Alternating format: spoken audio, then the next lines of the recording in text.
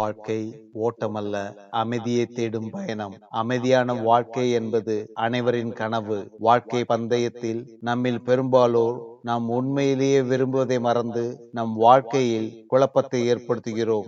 வாழ்க்கை மன அழுத்தமாகவும் சிக்கலாகவும் மாறுவதற்கான ஒரு காரணம் வாழ்க்கையை ஒரு பந்தயமாக கருதுவதும் நம்மை சுற்றியுள்ள அனைவரையும் போட்டியாளர்களாக பார்ப்பதும் ஆகும். மற்றவர்களை மிஞ்சுவதிலும், மற்றவர்களும் இருப்பதை விரும்புவதிலும், மற்றவர்களை இம்ப்ரெஸ் செய்ய வேண்டும் என்ற எண்ணத்திலும், நமது தவறான ஆசைகள் அல்லது ஈகோவை திருப்திப்படுத்துவதற்காக நமது உடல்நலம், நல்வாழ்வு, உறவுகள் மற்றும் குடும்ப நேரத்தை சமரசம் செய்ய தயாராக இருக்கிறோம். நாம் நம்மையே மறந்து விடுகிறோம்.